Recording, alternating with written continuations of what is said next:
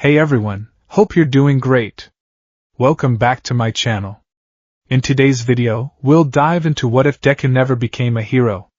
Smash that subscribe button, and be sure to peek at the description below. Let's begin. The wind at the top of the building was colder than Izuku Midoriya expected. It wasn't the bracing, heroic wind he had imagined blowing through a cape. It was a biting, indifferent gust that cut through his middle school uniform, chilling the sweat that had gathered on his back during the terrified flight through the air. Below him, the city of Musidifus sprawled like a circuit board, a grid of gray and concrete teeming with people, quirks, and noise.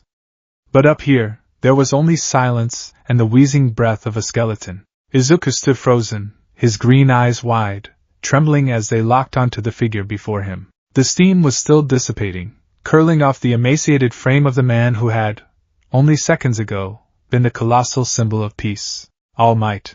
The man slumped against the railing, coughing into his hand. When he pulled it away, blood slicked his palm. It was a grotesque, jarring image that shattered the poster-perfect reality Izuku had lived in for 14 years. This wasn't the invincible titan who laughed in the face of danger. This was a dying man. That. Izuku's voice was a whisper, cracking under the weight of his confusion. You're All Might? The man sighed, a sound like old bellows losing air. He sat down heavily on the concrete, his skeletal limbs arranging themselves with the weariness of an octogenarian. I am, he croaked. He lifted his shirt, revealing the scar, a crater of twisted purple tissue that looked less like an injury and more like a void where flesh used to be. 5 years ago, an enemy did this to me. My respiratory system was nearly destroyed. My stomach was removed. I've wasted away from the repeated surgeries and the aftermath. Izuku stared. He knew every fight All Might had ever been in. He had analyzed the footage frame by frame. 5 years ago? Was that the fight with Toxic Chainsaw? You know your stuff, All Might said, a faint, humorless smile touching his lips. But no. That punk couldn't do this. This fight. The world doesn't know about it. I made sure of that. The symbol of peace cannot be seen to be wounded. I smiled to show the pressure of heroes and to trick the fear inside of me. The revelation hit Izuku like a physical blow. The smile, that beaming, confident smile that had saved Izuku from despair countless times, was a lie? A mask for fear? All Might looked up, his sunken blue eyes piercing through his bangs. Pro-heroes are always risking their lives. Some villains just can't be beaten without powers. So, to answer your question, Izuku stopped breathing. This was it. The moment. The question he had carried in his heart since he was 4 years old, weeping in front of a computer screen while his mother apologized to him. The question he needed answered to justify his existence. Can I be a hero even without a quirk? All Might looked away, gazing out at the horizon where the sun was beginning its slow descent. No, the word hung in the air. Simple. Flat. Final. I cannot simply say you can become a hero even without power, All Might continued, his voice gentle but unyielding. It is not bad to dream. But you also have to consider reality, young man. Izuku felt his knees unlock. He didn't fall, but he felt as though he were sinking through the floor, through the building, down into the earth. The notebook in his hand, Hero Analysis for the Future, No. 13, felt suddenly heavy, like a slab of lead. If you want to help people, there's always the police force, All Might added, standing up slowly. They get a lot of flack because the heroes capture the villains, but it's a fine profession. It's admirable. The hero walked toward the door leading to the stairwell. He paused, looking back at the boy who stood trembling in the wind. It's good to have dreams, kid. Just make sure they're attainable. And then, the door clicked shut. Izuku was alone. In a different world, perhaps Izuku would have moved. Perhaps the shock would have propelled him into motion, sending him stumbling down the stairs in a daze, walking blindly until he stumbled upon a villain attack in the shopping district. Perhaps he would have seen his childhood friend suffocating and rushed in, heedless of the danger. But in this world, the shock was too deep. The devastation was total. Izuku didn't move. He couldn't. His feet felt welded to the rooftop tiles. He stared at the metal door All Might had exited through for what felt like hours. The no echoed in his mind, bouncing off the walls of his skull, growing louder with every repetition. You have to consider reality. Reality. He walked stiffly to the railing, his knuckles white as he gripped the cold metal. He looked down at the streets. Cars looked like toys. People were specks. I knew it, he whispered, his voice sounding foreign to his own ears. I always knew. He had spent 10 years deluding himself. He had filled 13 notebooks with strategies, quirk combinations, and weakness exploitations, all under the assumption that one day, somehow, he would be on the field. He had endured Bakugo's explosions, the ridicule of his classmates, the pity in his mother's eyes, all because he held on to a singular, burning hope that if he just tried hard enough, the universe would bend. The number one hero just told him the universe doesn't bend. Izuku slid down the railing until he was sitting on the concrete, hugging his knees to his chest. He didn't cry. He had cried so much in his life that he felt dry, desiccated. Instead, a hollow numbness spread through his chest. It was the feeling of a fire finally burning out, leaving only cold ash. He sat there as the sky turned from blue to a bruised purple, and then to the fiery orange of sunset. He watched the shadows stretch across the rooftop. Somewhere in the distance, a boom echoed. An explosion. Izuku flinched. His instincts, honed by years of fan obsession, screamed at him. Explosion. Villain attack. Check the location. Go. Observe. Learn. He started to stand up, his hand automatically reaching for his notebook. Then he stopped. Make sure your dreams are attainable. Why bother? He muttered. He let his hand drop. He sat back down. What was the point of analyzing a fight he would never join? What was the use of understanding a villain's weakness if he could never exploit it? He was just a quirkless kid with a burning hobby. He wasn't a hero in waiting. He was a spectator. So, Izuku Midoriya stayed on the roof. He stayed while the sun dipped below the horizon.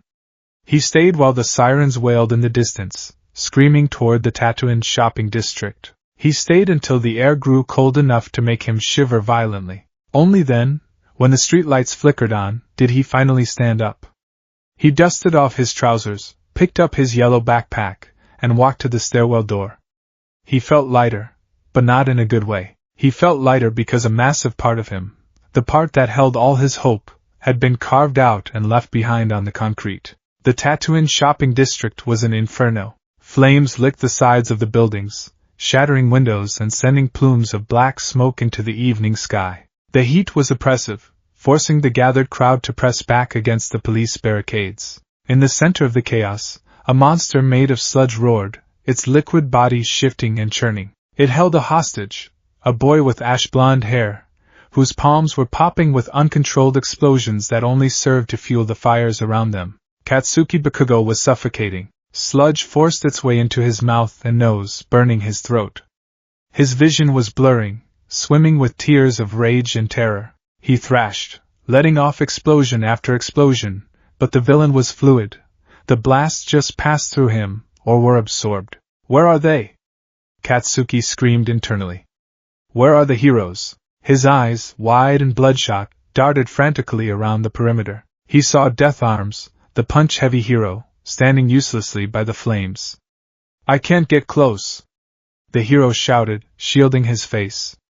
My quirk isn't suited for this heat. He saw Kamui Woods rushing in, only to retreat as the fire threatened to ignite his wooden limbs. I need water support. Backdraft. I'm busy containing the fire so it doesn't spread to the civilians. Backdraft yelled from the sidelines, spraying water onto the buildings, but unable to attack the villain directly. Empty Lady was there, but she was too big to fit in the narrow street without crushing bystanders. They were all watching. They were all waiting. Do something. Katsuki tried to scream, but only gurgles came out. I'm dying. I'm going to die here. The sludge villain laughed, a wet gurgling sound. You're a feisty one. Excellent body suit. With your quirk, I can take on that guy. Katsuki's vision began to tunnel. The edges turned black. The despair was a cold grip on his heart, colder than the sludge. He was the strongest. He was going to be the best. He couldn't die like this, not as a victim. Not as a side character in some low-level villain's origin story. He looked into the crowd. He saw terrified faces. People recording on their phones. People praying. Usually, in the back of his mind, there was an annoyance. A green-haired pest who followed him everywhere. A part of Katsuki, the part he hated, almost expected to see Deku there. Deku always showed up. Deku was always watching. But Deku wasn't there. Nobody was coming. Is this it? The sludge completely covered his mouth. Katsuki's lungs burned. His struggles weakened. Suddenly, the crowd gasped. From the back of the throng, a figure exploded into the scene. Not a small, green boy running on adrenaline, but a skeletal man who suddenly puffed up, muscle fibers expanding, steam erupting from his skin. I really am pathetic. The voice boomed over the roar of the fire. All Might lunged past the police barrier. Blood sprayed from his mouth as he forced his body past its absolute limit. He wasn't smiling. He was grimacing, his face a mask of exertion and pain. All Might? The crowd screamed. The symbol of peace didn't waste time with a catchphrase. He didn't have the breath for it. He dove into the fire, his fist cocked back. The sludge villain shrieked, turning to strike, but All Might was faster. Detroit. Smash! The air pressure alone extinguished the flames instantly. A tornado of wind blasted through the alley, scattering the sludge like water in a hurricane. Clouds formed in the sky above from the sheer displacement of air. Rain began to fall. Katsuki was thrown back, hitting the pavement hard. He gasped, coughing up sludge, his throat raw. He looked up, wheezing, to see All Might standing amidst the scattered remains of the villain. The hero was steaming, his body trembling violently. The crowd erupted into cheers. All Might! All Might! Katsuki wiped his mouth, his hands shaking. He looked at the hero. He saw the way All Might's knees buckled slightly before he corrected himself, and threw a fist into the air for the cameras. Katsuki laid his head back on the asphalt, staring at the rain. He was alive. But for the first time in his life, he felt small. He hadn't been saved because he was special. He had been saved because the strongest hero in the world happened to be nearby. If All Might hadn't been there, Katsuki looked at the gathered pros who were now rushing to praise him for his bravery and powerful quirk. He felt a surge of nausea. They had done nothing. They had watched him die. And Deku? The nerd wasn't even there to see it. Izuku walked through the front door of his apartment, slipping off his red shoes. Izuku? Inko Midoriya's voice came from the kitchen. She sounded frantic. She rushed into the hallway, her hands fluttering. Oh, thank goodness. You're late. I saw the news. There was a terrible fire near the station, and I was so worried you might have been caught in the traffic, or... She stopped. She looked at her son. Usually, when Izuku came home, he was vibrating with nervous energy, or muttering about a hero fight he had seen, or trying to hide burns from Bakugo's bullying. Today, he was silent. His face was blank. His eyes, usually wide and shining, looked dull, like polished stones. I'm okay, Mom, he said quietly.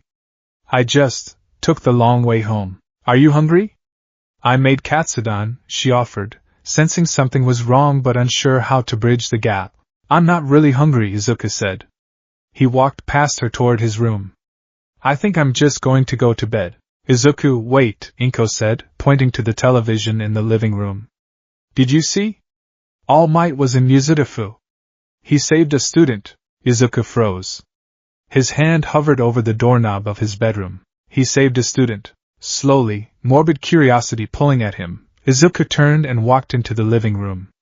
The news was playing a replay of the incident. The screen showed the devastation. The fire. The sludge villain scattered across the pavement.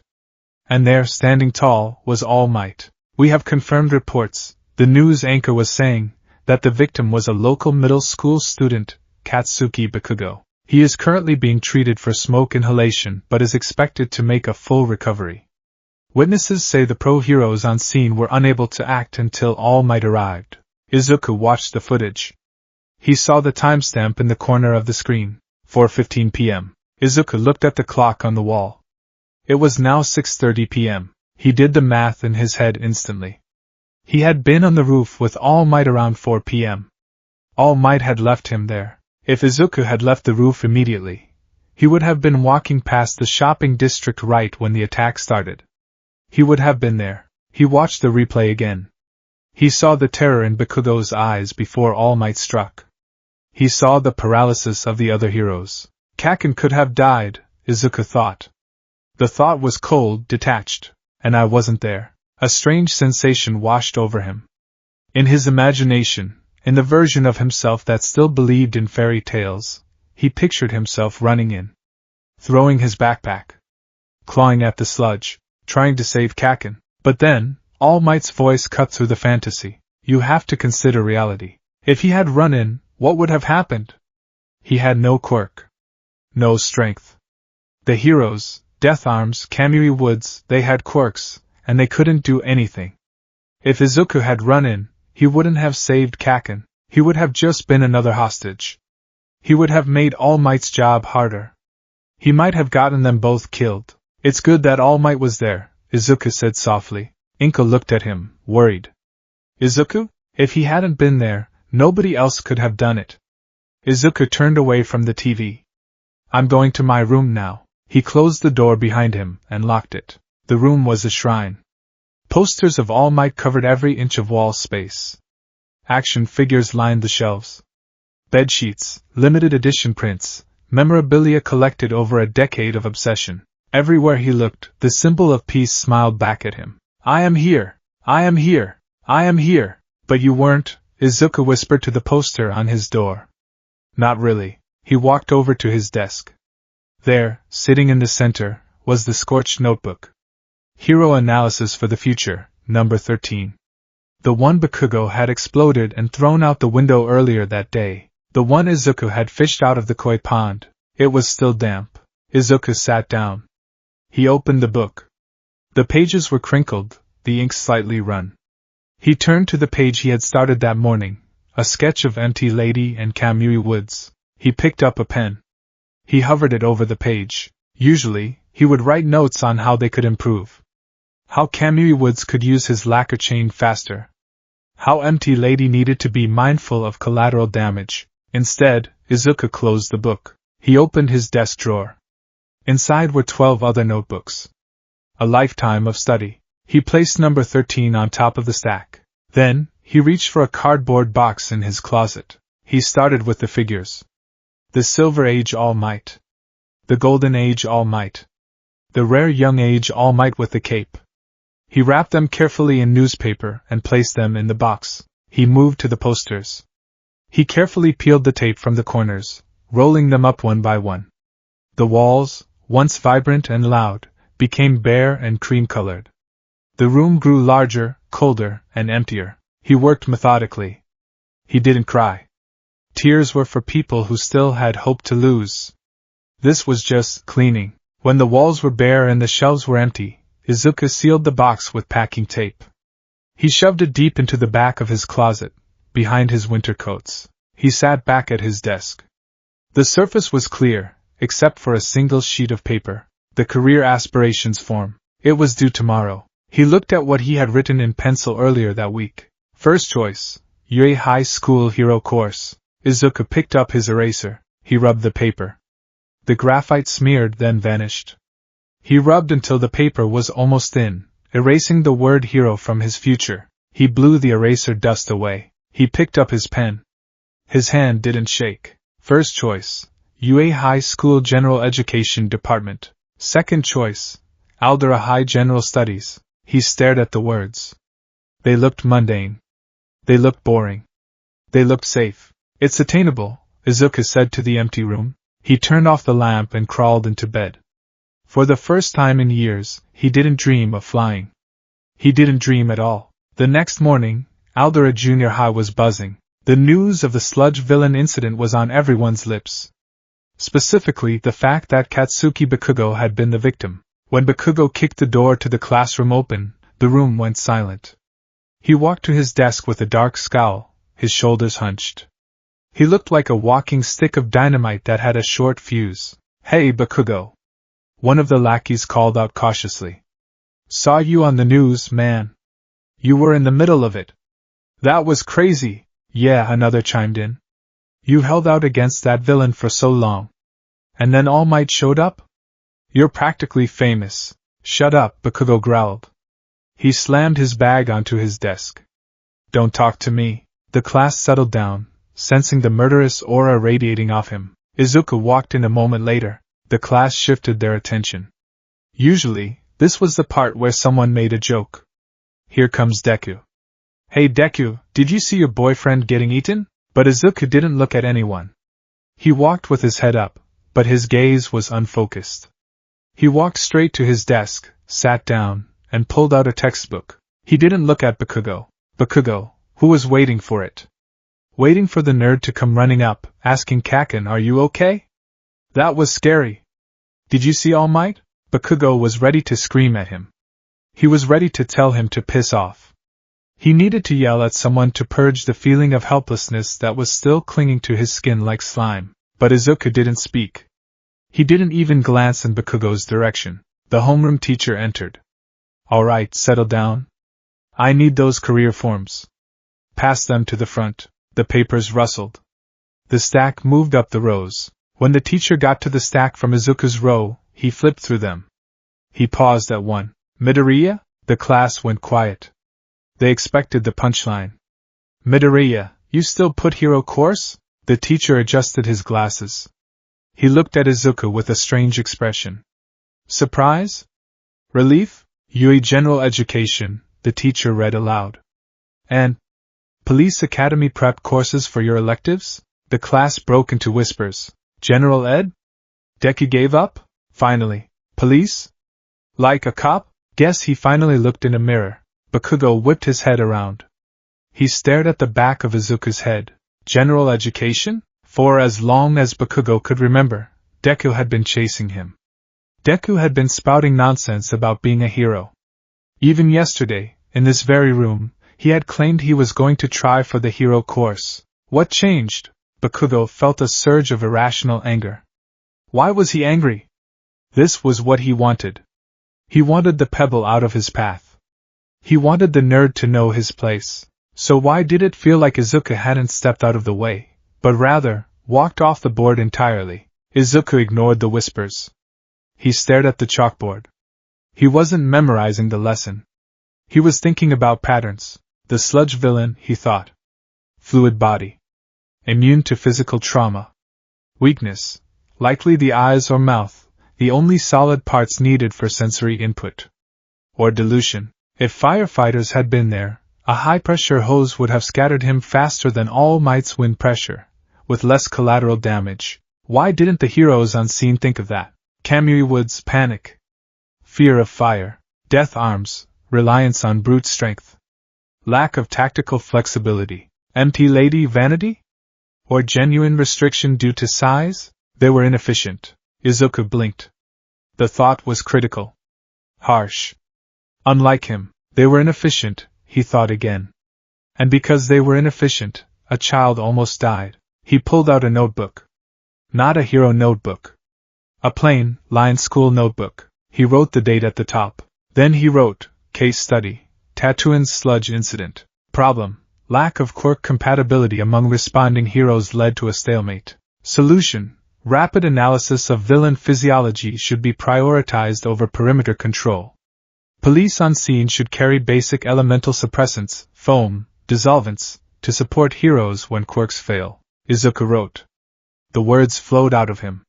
It wasn't the frantic, fanboy scribbling of before. It was cold, clinical analysis. It was an autopsy of a failure. He didn't mutter. He just wrote. School ended. The bell rang. Izuku packed his bag efficiently. He stood up to leave.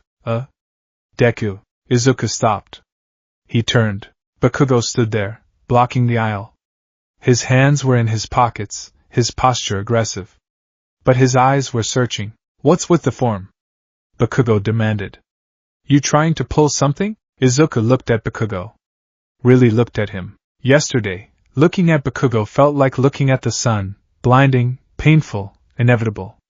Today, Izuku just saw a boy with a bad temper and a powerful quirk. A boy who had almost died because he was too arrogant to be careful and the heroes were too stupid to save him quickly. I'm not pulling anything, Kaken, Izuku said. His voice was steady. It lacked the usual tremble. General Ed? You! Bakugo scoffed. You think you're too good for UA now? Or did you finally realize you're a quirkless reject? I realized, Izuku said calmly, that I can't be a hero. Bakugo flinched. He had told Izuku this 1,000 times. Take a swan dive off the roof. Give up. You're a pebble. Hearing Izuku say it with such flat acceptance, it felt wrong. It felt like winning a game because the opponent unplugged the controller. So you're running away, Bakugo spat. No, Izuku said. He shifted the strap of his bag. I'm just changing my method. Ha! Heroes punch things, Izuku said. But punching didn't save you yesterday until the very end, did it? You were suffocating for minutes while the heroes stood around. Bakugo's eyes widened. You calling them weak? I'm calling them inefficient, Izuku said. If I had been there, if you had been there, you would have died. Bakugo shouted, sparks popping on his palms. Exactly, Izuku agreed. I would have died. Because I have no power. So, I'm not going to try to be a hero anymore. I'm going to go somewhere where I can use my head. So that next time, Izuku's eyes sharpened, a flash of something hard and brilliant cutting through the dullness. Next time, the heroes know what to do before they have to rely on a miracle. He stepped around Bakugo. Move, Kaken. I have to go study. Bakugo stood frozen in the classroom. He watched Deku walk away. The nerd wasn't cowering. He wasn't crying. He wasn't chasing. Izuku Midoriya walked out of the school and into the afternoon sun. He didn't look back. He walked toward the station, toward the library, toward a future that was gray and unglamorous, but entirely his own. He wasn't going to better the symbol of peace. But as he opened his notebook and looked at the data he had compiled on local crime statistics, Izuku felt a spark of something new. It wasn't hope. It was resolve. If he couldn't save the world with his fists, he would save it by making sure the people with fists didn't make mistakes. He would be the mind behind the muscle. And the world had no idea what was coming. 2 years is a long time to hold your breath. For Izuku Midoriya, that was what the last 24 months had felt like. A slow, suspended state of existence where he wasn't quite living, but he certainly wasn't dying. He was simply functioning. The seasons had changed. The cherry blossoms of his 3rd year in middle school had rotted, replaced by the humid heat of summer, the rust of autumn, and the biting gray of winter. He had graduated from Aldera Junior High with perfect grades and zero fanfare. He hadn't attended the graduation party. There was no point. He was now a 2nd-year student at Aldera High, the generic, non-hero high school affiliated with his old middle school. It was a place for people who were going to be accountants, salarymen, or perhaps civil servants. It was a place for people who had accepted reality. Izuku sat in the back of the classroom, his chin resting in his palm, staring out the window. The teacher, Mr. Sato, was droning on about modern quirk ethics and the legislation surrounding public quirk usage. The 20XX revision to the Minor Offense Act, Sato said, tapping the chalkboard with a piece of chalk that had seen better days. Who can tell me the primary clause regarding accidental discharge in public spaces? Silence filled the room. Most of the students were dozing off or checking their phones under their desks. It was a general education class. Nobody cared about the nuances of hero law. They just knew not to use their quirks in the street unless they wanted a fine. Izuku didn't raise his hand. He hadn't raised his hand in 2 years. Midoriya, Sato called out, almost apologetically. He knew Izuku was the only one listening. Izuku stood up slowly. His uniform, a standard black gakurin, was neat and pressed. His green hair was shorter now, the wild curls tamed into something more manageable, less distinct. The spark that used to dance in his eyes, the frantic, eager energy, was gone, replaced by a calm, glassy stillness. Clause 4, Section B, Izuku recited, his voice monotone. Accidental discharge resulting in property damage under 50,000 yen is considered a Class C misdemeanor, punishable by a fine or community service, provided no intent to harm is proven. However, if the discharge occurs within 50 meters of a pro hero engaged in combat, It can be elevated to obstruction of justice. Correct, Sato said, sighing. Sit down, Midoriya. Izuku sat. He didn't feel pride. He didn't feel the thrill of knowing the answer. It was just data. Useless data clogging up a hard drive that had no internet connection. The bell rang, signaling the end of the day. Hey, Midoriya, a classmate named Tanaka called out as Izuku packed his bag. We're going to the arcade. Want to come? No thanks, Izuku said, swinging his bag over his shoulder. I have to study. Man, you're always studying. You get top marks anyway. What are you studying for? University entrance exams are a year away. Just habit, Izuku muttered. He walked out of the classroom. He didn't have friends, really. He had acquaintances. People who thought he was quiet, smart, and boring. They didn't know about the boy who used to mutter until his throat was dry. They didn't know about the boy who wanted to save the world with a smile. That boy had died on a rooftop 2 years ago. Izuku's route home took him past the Musitifa police precinct. It wasn't the most scenic route, but it was efficient. He liked efficiency now. It was one of the few things he could control. He walked with his headphones in, listening to a podcast about urban planning. No hero news. No commentary on the latest All Might sighting. He had successfully curated his digital life to filter out the word hero as much as possible. It was a form of self-preservation. Every time he saw a cape, he felt the phantom pain of an amputated limb. As he turned the corner onto the main avenue leading past the station, a sudden vibration rattled his teeth. Explosion? Izuku's head snapped up. His eyes scanned the street automatically. 2 blocks down, traffic was stopped. People were running. Smoke, purple and thick, was billowing out of a jewelry store. Villain attack. His feet stopped. His brain, treacherous thing that it was, immediately engaged. Location, dense urban environment. Bystanders present. Threat level unknown. Response time, police station is 2 blocks away. Immediate response expected. He should turn around. He should take the side street. He should go home, eat dinner, and study linear algebra. But his feet didn't move. He watched as 3 police cruisers screeched to a halt, forming a barricade. Officers poured out, guns drawn, taking cover behind their doors. Freeze! Drop the loot and put your hands behind your head. An officer shouted through a megaphone. From the purple smoke, a figure emerged.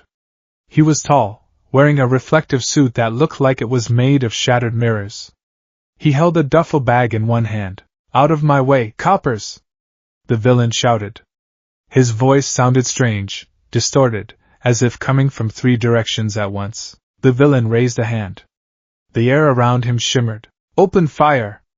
The sergeant ordered. The police fired. Rubber bullets and capture nets launched toward the target. But they missed. Every single shot veered wildly off course, curving around the villain as if repelled by a magnetic field.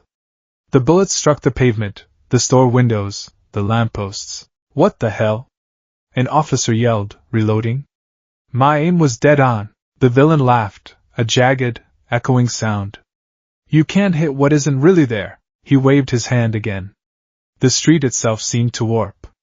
The police cars looked like they were melting. The officers stumbled, clutching their heads, their equilibrium destroyed by the sudden visual distortion. It's a localized refraction field, Izuku whispered. He was standing behind a vending machine, just outside the police cordon.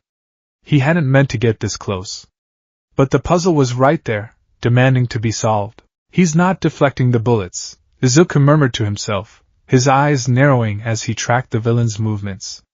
He's bending the light. The officers think he's standing in the center of the sidewalk, but the light is being refracted by approximately 3 degrees to the left. No, 4. He watched the villain step forward. The reflection in the store window next to him didn't match his position on the street. The reflection is true, Izuku realized. The field only affects direct line of sight. It creates a mirage effect in the air, but flat surfaces break the refraction index. The police were getting desperate.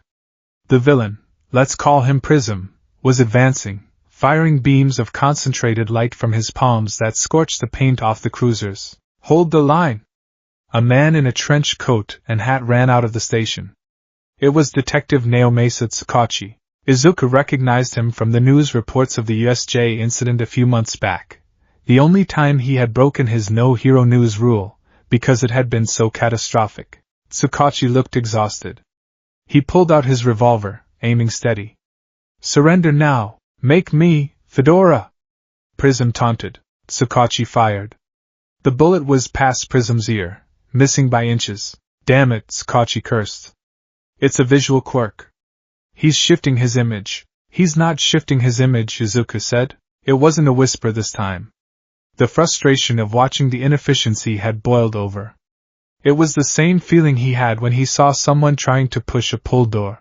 Tsukachi, who had taken cover behind the cruiser nearest to the vending machine, whipped his head around. He saw a plain-looking high school student with a yellow backpack, staring intensely at the villain. "Get back, kid! It's dangerous!" Tsukachi barked. "You're missing because you're aiming at him," Izuku said, pointing a finger. He didn't look at Tsukachi. His green eyes were locked on the villain. "He's bending the light around his body. He's actually about 2 meters to his right. Look at the reflection in the shop window. The window is flat glass. The refraction quirk is warping the air, not the glass surface." Tsukachi blinked. He looked at the villain. He looked at the shattered window of the bakery next to the villain. In the reflection, the villain was standing near the mailbox. But to the naked eye, he appeared to be in the middle of the street. "If you shoot at the mirage, you miss," Izuku continued, his voice picking up speed, falling into that old, familiar cadence. "The refraction index is high, probably based on heat manipulation or pure photon bending. But he can't bend the light that's already bounced off a static surface behind him. Aim for where he is in the reflection, not where he is in your eyes." Tsukachi stared at the boy for a split second. The kid sounded like a computer reading a diagnostic report. The detective looked back at the scene. He trusted his gut. And his gut said the kid was right. Tsukachi adjusted his aim. He didn't look at the villain directly. He looked at the reflection in the bakery window, lining up his shot in the glass. 2 meters to the right. He shifted his gun, aiming at empty air near the mailbox. "Eat this!"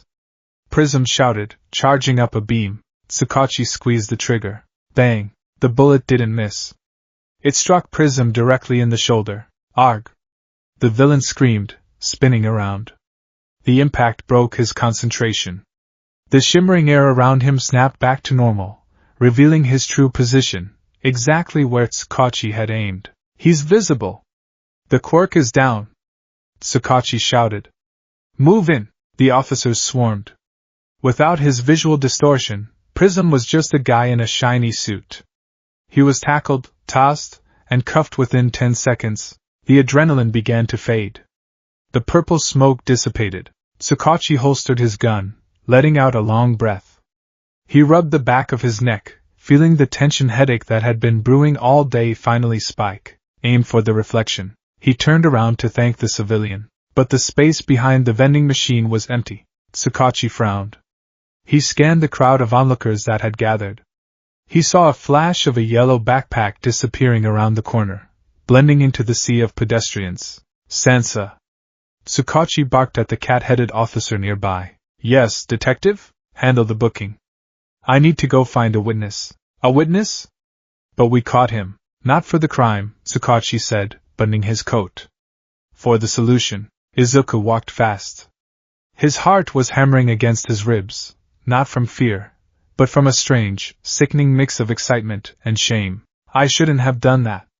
I shouldn't have gotten involved. He had broken his rule. He had stepped back into the world of quirks and violence. And for what? To help the police do their job? But it worked, a small voice whispered. "You were right. It doesn't matter if I was right," he muttered to the pavement. "It was a fluke." "Didn't look like a fluke to me."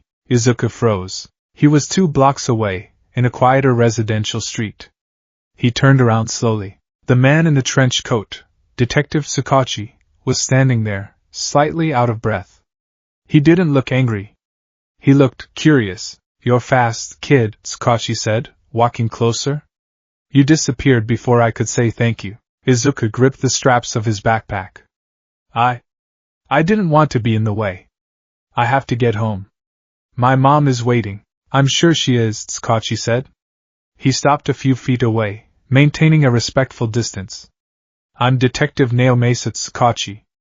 Musudafa PD. I know, Izuku said, then immediately clamped his mouth shut. Tsukachi raised an eyebrow. You know me? I saw you on the news. After the USJ. You gave the press briefing. Ah.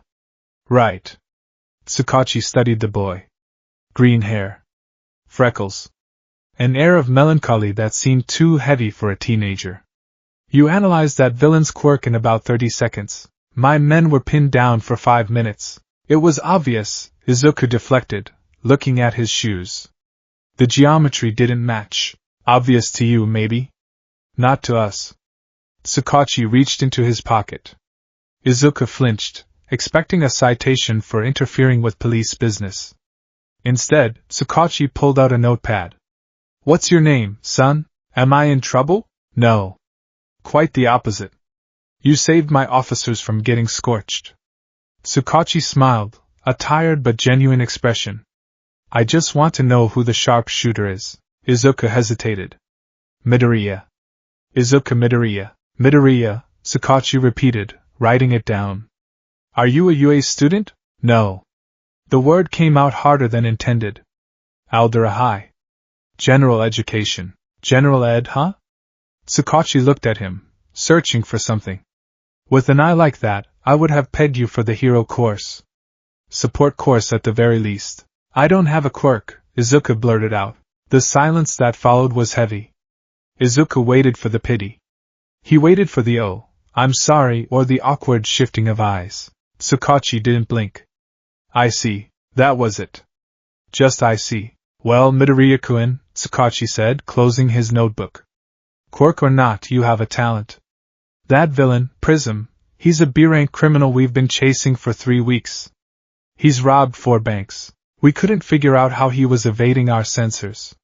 You figured it out while hiding behind a vending machine. It was just logic, Izuku mumbled. Logic is a rare commodity these days, Tsukachi said. Listen, I have to get back to the station to process the paperwork. But would you mind coming with me? Just for a few minutes. I have a few questions about what you saw. I really should go home. I'll drive you home afterwards, Tsukachi offered. Please. It might help us keep him behind bars if we understand the quirk better. Izuku bit his lip. The police needed help? They wanted his opinion? Okay, Izuku said softly. Just for a few minutes. The interrogation room at the Musudafa precinct was stark. A metal table, 3 chairs, a two-way mirror. It smelled of stale coffee and disinfectant. Izuku sat with his backpack on his lap, looking small in the metal chair. Tsukachi walked in, carrying 2 cups of tea. He placed one in front of Izuku and sat opposite him. Green tea. Vending machine stuff, sorry, Tsukachi said. It's fine. Thank you. Izuku didn't touch it. Tsukachi took a sip of his own coffee, watching the boy. He had run a quick background check on the way over. Izuku Midoriya. Quirkless. Father abroad. Mother, Inko Midoriya. No criminal record. Top of his class at Aldera High. But there was something else. A note in the file from a patrol officer 2 years ago. Found on rooftop of commercial building. Unresponsive but compliant. Sent home. Tsukachi knew that building. It was the one All Might had used to rest after the sludge villain incident. So, Midoriya-kun, Tsukachi started, leaning back. Walk me through it. How did you know? Know what? The refraction. You said the angle was off. Izuku's fingers twitched on his backpack straps. It's just physics. Light travels in a straight line unless acted upon. The villain's body wasn't emitting light, it was bending the ambient light. But to create a perfect illusion from all angles is impossible without massive processing power. He was likely creating a shell of bent light, but flat surfaces reflect light at a consistent angle of incidence. The quirk was affecting the air, not the reflection. Izuku looked up, his eyes suddenly sharp. Also, he was favoring his left leg. The illusion masked his movement, but the sound of his footsteps was uneven. There was a 0.5-second delay between the visual of his foot hitting the ground and the sound. That meant the image was projected slightly ahead of his actual position. Sakachi hid his surprise behind his coffee cup. He noticed the sound delay too? In the middle of a firefight? You noticed the sound? Yes. Sound travels slower than light, obviously, but the discrepancy was too large for the distance. It was an artificial lag. Impressive, Sakachi said. You talk like you do this often. Izuku slumped back into his shell. I used to. I like to analyze heroes. And villains. It was a hobby. Used to? I stopped. Why? Izuku looked at the tea. The steam was curling up in a spiral. Because it's useless. Knowing how a quirk works doesn't mean I can stop it. I'm not a hero. You stopped Prism today, Sakachi pointed out. I pointed.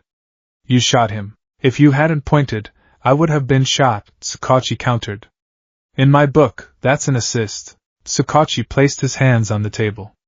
His quirk, polygraph, was active. He could feel the truth vibrating in the air. The boy believed everything he was saying. He genuinely believed he was useless. Midoriya-kun, Sakachi said gently. Do you know what my quirk is? Izuku looked up. He scanned Sakachi's face. No. It's not obvious physically. Is it mental? Or sensory? It's called human lie detector. I know when someone is lying to me. Izuku stiffened. You told me you're quirkless. That was true, Sakachi said. You told me you think your analysis is useless. That was also true, to you. But objectively? That's a lie. It's not, Izuku argued, his voice rising slightly. I can't save anyone. All Might, even All Might said. He cut himself off, his eyes widening. Sakachi's eyes narrowed slightly. So he did meet All Might. What did All Might say? Sakachi asked softly. Izuku looked away, shame burning his cheeks. He said I had to be realistic. That I couldn't be a hero without a quirk. And he was right. I was just a kid dreaming. I wasted years writing in those stupid notebooks thinking I could be like him. Notebooks? Sakachi latched onto the word. Just journals? Analysis. I threw most of them away. A lie. Sakachi felt the buzz. He kept them. You kept them, Sakachi corrected. Izuku looked at him, startled. Midoriya, Sakachi leaned forward. All Might is the greatest hero in the world. But he's not a detective. And he's not a strategist. He's a hammer.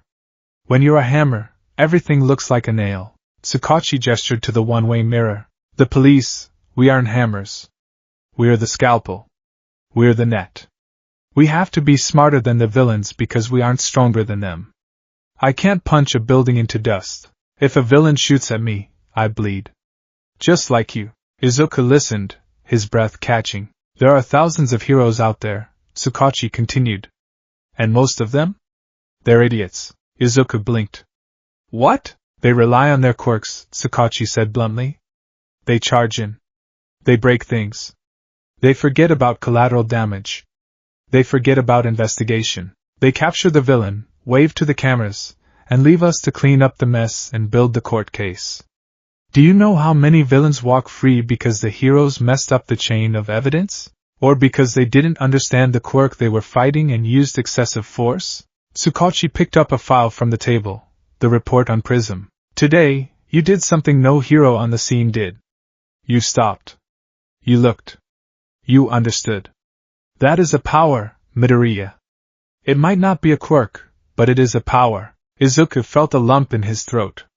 It was the first time in 2 years someone had looked at him and seen value. Why are you telling me this? Izuku asked, his voice trembling. Because my department is drowning in cold cases, Sakachi said. He opened the file and slid it across the table. It wasn't the Prism file.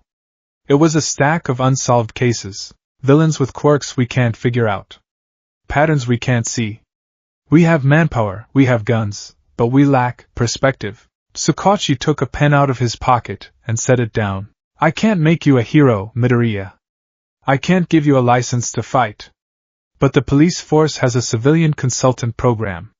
Usually, it's for retired pros or quirk researchers. But I'm the lead detective of the Musutafu division, and I have discretion. Izuku stared at the file.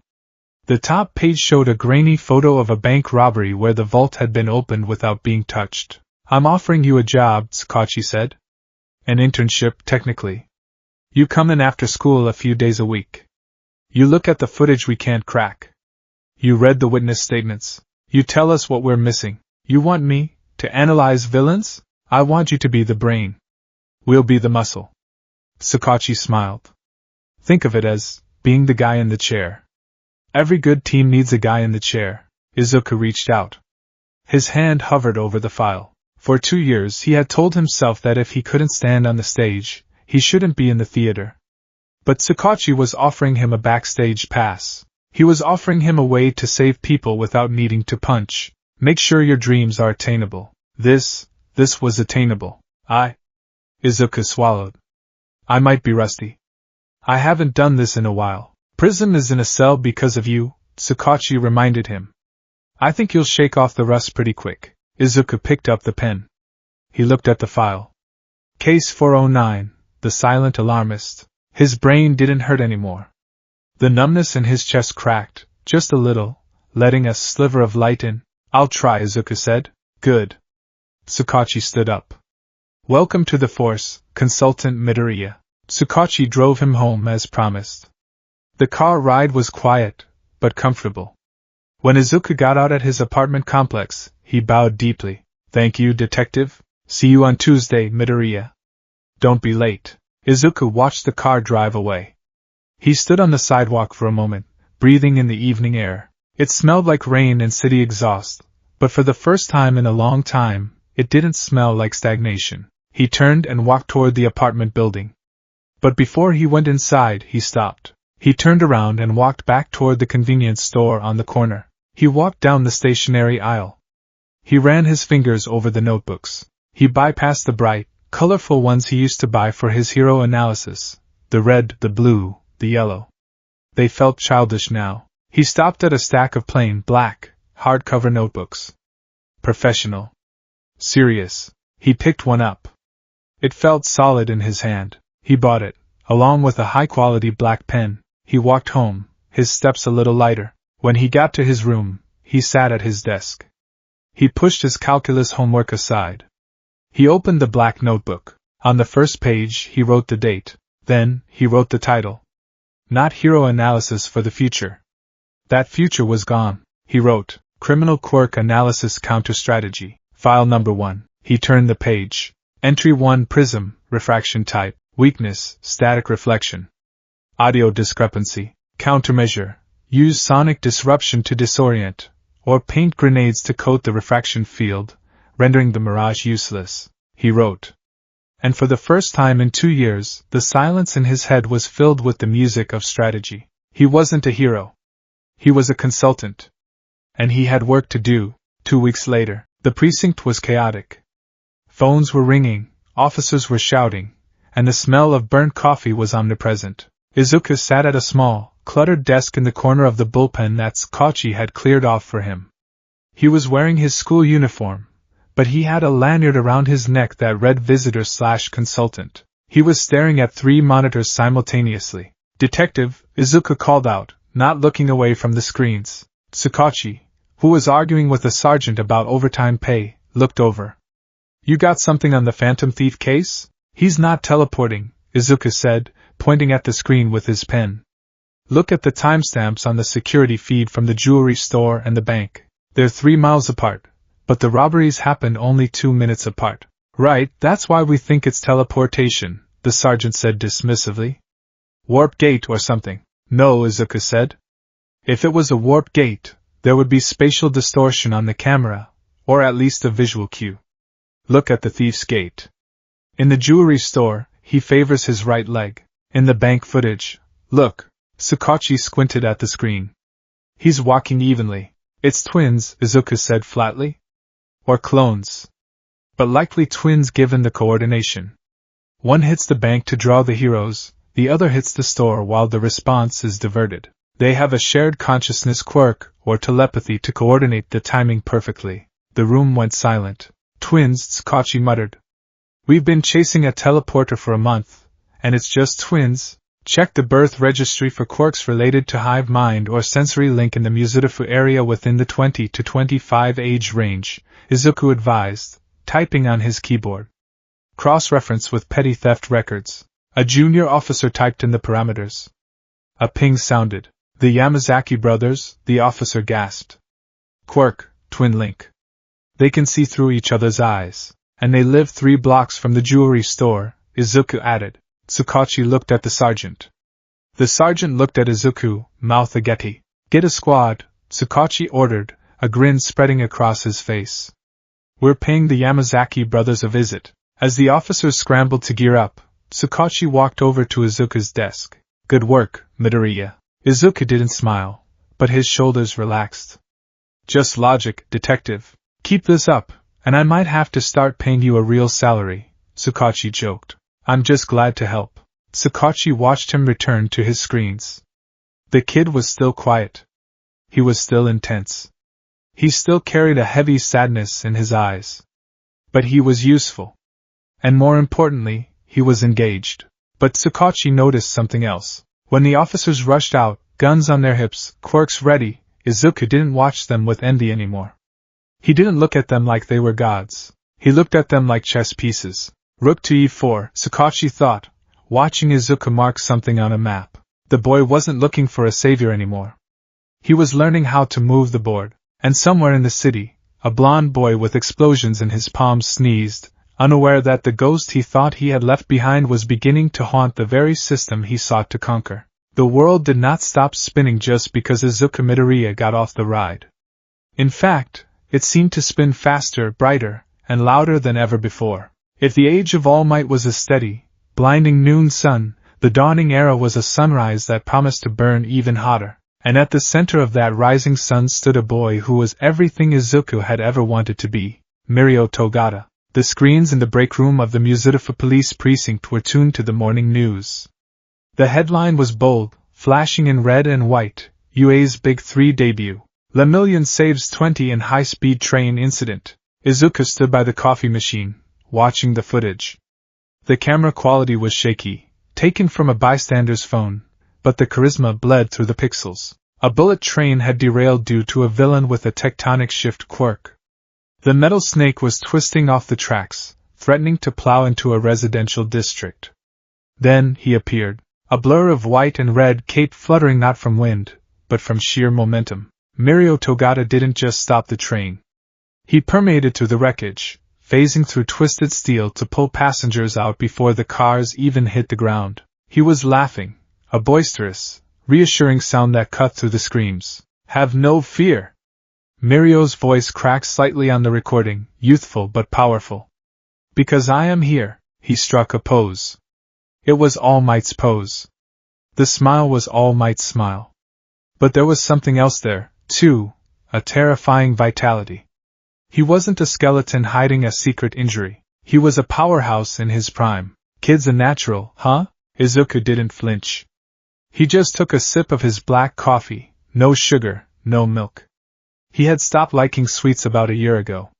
He's efficient, Izuku said, his voice flat. His quirk application is masterful. Permeation is technically a defensive or evasion quirk, but he uses the repelling force of mass displacement to generate offensive power. It's statistically improbable. Detective Tsukachi stood next to him, leaning against the counter. He looked at Izuku, then at the screen. Statistically improbable. That's high praise coming from you. It's just math, detective. To control a quirk like that requires a level of prediction and spatial awareness that borders on precognition. He's the logical successor. Successor? Tsukachi's eyes narrowed slightly. Izuku turned away from the screen. To the top spot. The charts are already predicting he'll hit the top 10 within 6 months of graduation. The hero billboard charts rely on approval ratings and incident resolution counts. Togata has both. Tsukachi sighed. He knew Izuku wasn't talking about the charts. He knew Izuku saw the ghost of All Might in the boy on the screen. But Tsukachi couldn't talk about One for All. That was a secret buried deeper than any police file. Well, Tsukachi said, changing the subject. While the golden boy is saving trains, we have work to do in the mud. You ready for the briefing on the warehouse district arsonist? Izuku set his cup down. The dullness in his eyes sharpened into focus. I've already cross-referenced the burn patterns with the quirk registry. I think we're looking for a chemical secretion quirk, not a fire emitter. Sakachi smiled. Lead the way, consultant. Izuku Midoriya was 16 years old, but he walked through the precinct like a man of 40. He wore a plain white button-down shirt, the sleeves rolled up to his elbows, and dark slacks. The yellow backpack was gone, replaced by a sturdy leather messenger bag Sakachi had bought him for his birthday. Around his neck hung a lanyard with a laminated ID card, Civilian Consultant Clearance Level 3. Level 3 was higher than most beat cops. As he walked through the bullpen, officers nodded to him. 2 years ago, they had looked at him with skepticism, a quirkless kid playing detective. Now, they looked at him with something akin to relief. When Midoriya was on a case, the paperwork got done, the logic holes got filled, and people went home alive. Morning, Midoriya-san, Officer Sansa called out, his cat ears twitching. I left the report on the frantic stabber on your desk. Thanks, Sansa-san. Did you get the toxicology report? Negative. Lab is backed up. Push it. If the stabber was under the influence of trigger, his quirk range would have fluctuated. We need to know the radius to determine if there were other victims in the alleyway. On it, Izuku sat at his desk. It was no longer a temporary corner. It was a workspace. 3 monitors, a ergonomic chair, and stacks of files organized by a system only he understood. He pulled up the arsonist file. Case 502, the Blue Torch. 3 warehouses in 2 weeks, Izuku muttered, his fingers flying across the keyboard. No accelerant found. Fire burns blue, indicating high temperature or specific chemical composition. Heroes assumed it was a fire villain like Endeavor or Burnin', but the flames don't spread naturally. They consume specific materials and stop. He pulled up the forensic photos. The steel beams were melted, but the wooden crates next to them were only singed. It's not fire, Izuku whispered. It's acid. Highly corrosive, exothermic acid that releases heat as a byproduct of melting metal. He opened the Muzurifu quirk registry. He filtered acid. Corrosive. Secretion. Thousands of hits. Too many. He added a filter, industrial background. Metalworking. The list shrank to 200. He looked at the map of the fires. They formed a triangle around the Dagoba Municipal Beach Park, the place he used to train, trying to move trash. Why there? Izuku tapped his chin. The warehouses are owned by different companies. No insurance fraud links. No shared board members. He zoomed in on the map. In the center of the triangle was a small, dilapidated factory. Takoba Metallurgy. Closed 3 years ago due to bankruptcy. Izuku felt the thrill. The click of the puzzle pieces. Detective! Izuku called out, not looking up. The arsonist isn't burning warehouses. He's melting the supports to steal the raw titanium stored in the upper lofts. It's theft, not arson. Sakachi appeared at his shoulder. Titanium? All 3 warehouses stored high-grade aerospace alloys. If you melt the beams, the structure collapses, creating chaos. The villain uses the confusion to siphon the molten metal or steal the ingots. Check the inventory manifests for missing stock, not just fire damage. Sakachi grabbed his coat. If you're right, he'll hit the shipyard next. A shipment of duralumin comes in tonight. He fits the profile of a disgruntled ex-employee of Takoba Metallurgy, Izuku added, pulling up a personnel file on his third monitor. Kenji Tsurigami. Quirk, acid sweat. Fired from melting equipment, Sakachi grinned. Sansa. Get the riot squad. We're going to the shipyard. Izuku stood up. I'm coming. Midoriya, it could be dangerous. I'll stay in the van, Izuku said, grabbing his messenger bag. You'll need someone to monitor the thermal feeds. If his quirk is exothermic, I can track his movement through the containers before you even see him. Sakachi hesitated, then nodded. Vest on. Stay behind the line. Always. The shipyard operation was a textbook win. Izuku sat in the surveillance van, surrounded by monitors glowing with thermal imaging. He spoke into the headset, his voice calm and authoritative. Target is moving north, aisle 4. He's heating up, likely preparing to melt the lock on Container 7. Squad A, flank left. Squad B, hold position at the exit. Do not engage with physical restraints. His skin will melt them. Use the neutralizing foam. Outside, through the camera feeds, Izuku watched the takedown. The police moved with precision. No shouting, no wasted movement. They cornered Kenji Tsurigami just as he touched the container. The foam cannons fired, encasing the villain in hardening cement before he could activate his quirk fully. Target secure, Sansa's voice came over the comms. Good eyes, Midoriya. Izuku leaned back in the chair, exhaling a breath he hadn't realized he was holding. He didn't feel the rush of heroism. He felt the satisfaction of a math problem solved.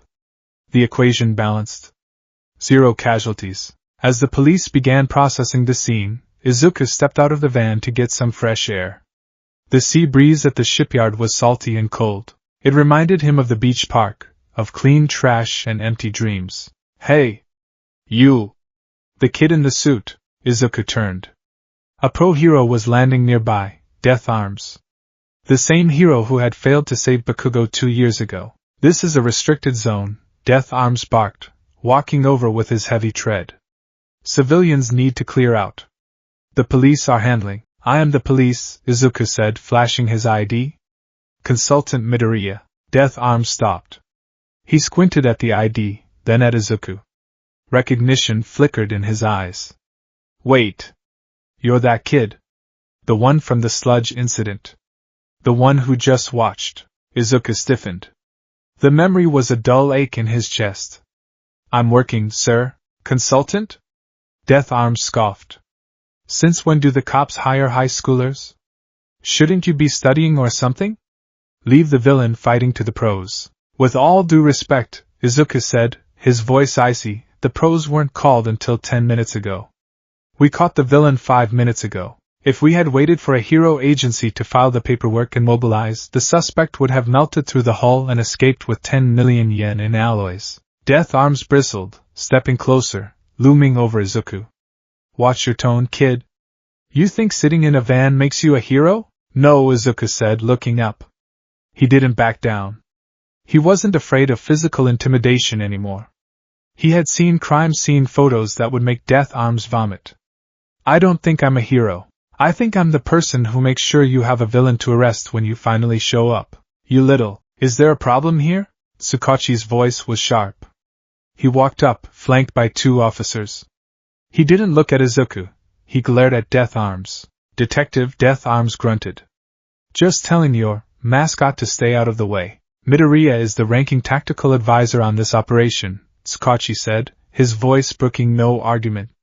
His analysis identified the suspect and the location. You're here for the cleanup, Death Arms. So I suggest you start lifting heavy things, or go home. Death Arms turned red. He looked from the detective to the quirkless boy. He scoffed, spat on the ground, and walked away. You okay? Tsukachi asked quietly. I'm fine, Izuku said.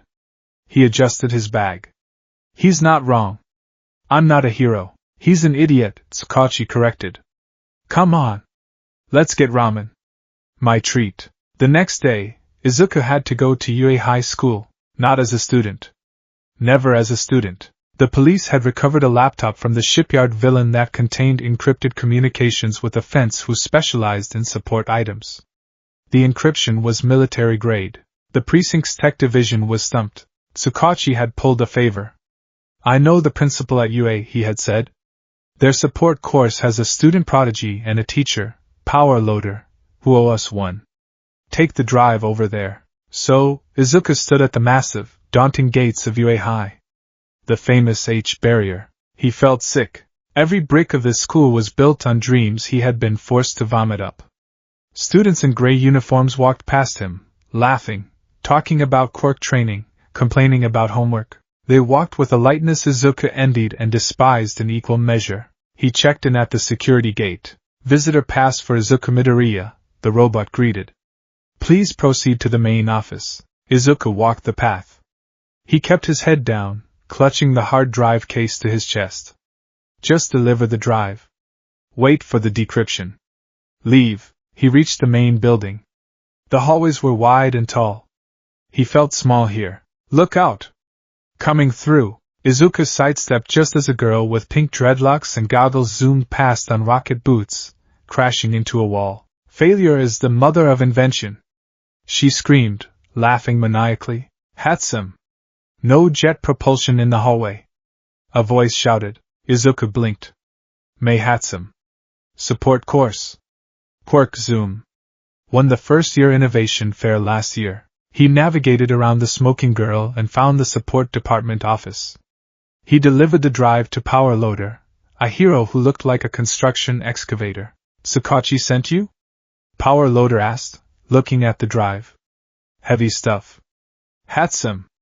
Get over here. I have a challenge for you, babies? The girl popped up from behind a pile of scrap metal. Is it a new baby? Encryption, Izuku said. A polymorphic algorithm protecting a villain's contact list. May Hatsum's eyes, literally crosshairs, zoomed in on the drive. She snatched it from Izuku's hand. Ooh. A puzzle! Give me 20 minutes. No, 10. She dragged Izuku to a workbench. Sit. You can hold the wires while I bypass the firewall. For the next hour, Izuku was trapped in the whirlwind that was May Hatsum. And surprisingly, he didn't hate it. You're routing the power wrong, Izuku pointed out, watching her solder a chip. The encryption key resets if the voltage drops. You need to maintain a constant current while you brute force the password.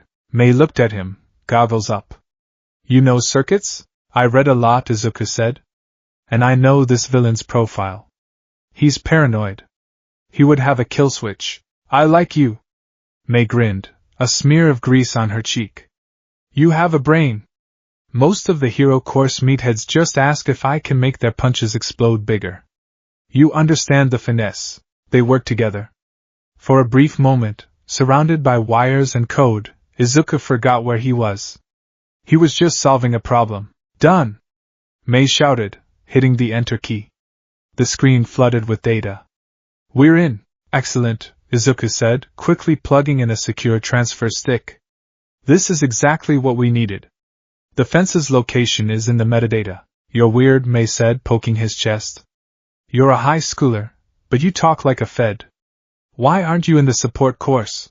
Izuku paused. I'm just a consultant. He packed up the drive. Thank you, Hatsum-san.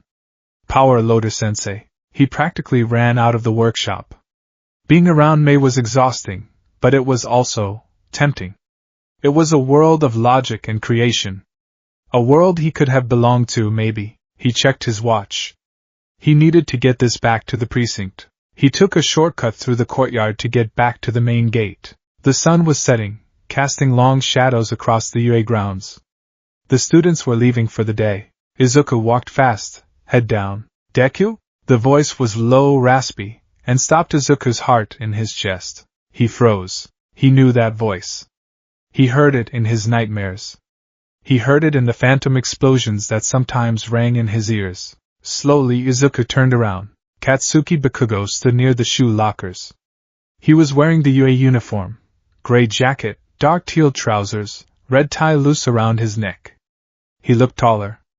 Broader. His posture was still slouched, hands in pockets, radiating that perpetual, simmering aggression. But his face was confused. Bakugo was staring at Izuku as if he were seeing a ghost. Kaken, Izuku said. His voice was steady. It was the voice he used for interrogations. What the hell are you doing here? Bakugo took a step forward. His brow furrowed. Did you transfer? Did you sneak in? I had business with the support department, Izuku said. I'm leaving now. Business? Bakugo scoffed. A spark of the old bullying arrogance flared up. What, did you finally realize you're only good for fixing other people's gear? Being a glorified janitor? Izuku didn't flinch. 2 years ago, he would have stammered. He would have waved his hands. He would have tried to explain. Now, he just looked at Bakugo. He analyzed him. Posture, defensive, leaning forward. Eyes, dilated pupils, sign of stress or adrenaline dump from training. Scuffs on the uniform, combat practice. Left shoulder stiffness, favoring an injury. I'm a police consultant, Bakugo, Izuku said calmly. Bakugo stopped. A what? I work for the police. Analyzing criminal data, Bakugo stared. Then, he let out a short, harsh laugh. A cop? You? The quirkless wonder-playing detective? He took another step, invading Izuku's personal space. Smoke started to curl from his palms. Don't make me laugh. You're just trying to cling to the world you don't belong in. You're still just a pebble in the road, and you're still inefficient, Izuku said. The silence that followed was absolute. Even the birds seemed to stop singing. Bakugo's face went blank. Then, it twisted into a snarl. What did you say? I saw the footage of your combat trial yesterday, Izuku said. He hadn't meant to say it. But the words were there, piling up behind the dam of his restraint, and Bakugo was the hammer breaking it open. You fought Uraraka-san.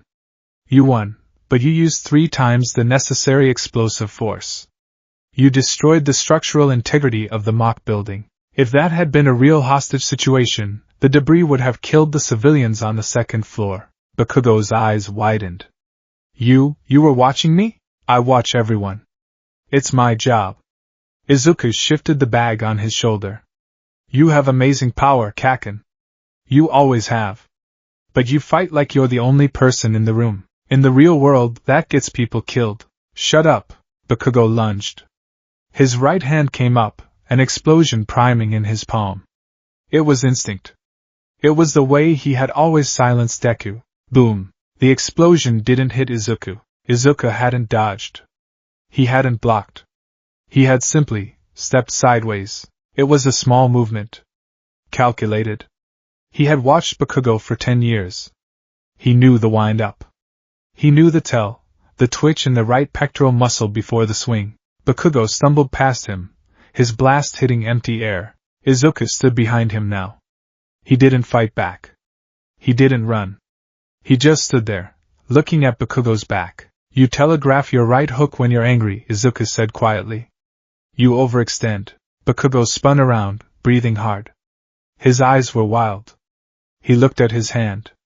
He looked at Deku. For the first time in his life, Bakugo felt a chill that had nothing to do with temperature. Deku wasn't scared. Deku wasn't crying. Deku wasn't fighting back. Deku was bored. Why? Bakugo's voice shook. Why aren't you fighting? Why aren't you trying to be a hero? Why did you stop chasing me? That was the core of it. Bakugo's entire worldview was built on being the best. And being the best meant being better than Deku. Deku was the yardstick. Deku was the constant.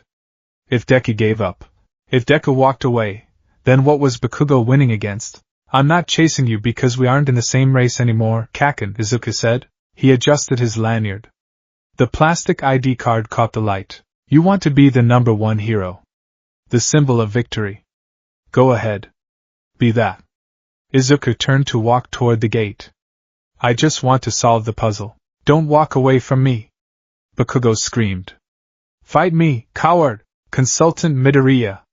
A voice boomed across the courtyard. Both boys froze. Standing at the entrance to the main building was a giant.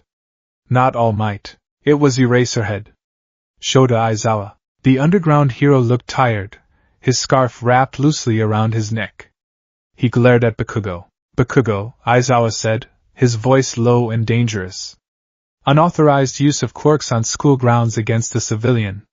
Do you want to be expelled? Bakugo gritted his teeth. The smoke on his hands died down. He started it. He was standing there, Aizawa said. I watched the whole thing. Aizawa turned his bloodshot eyes to Izuku. He studied the boy.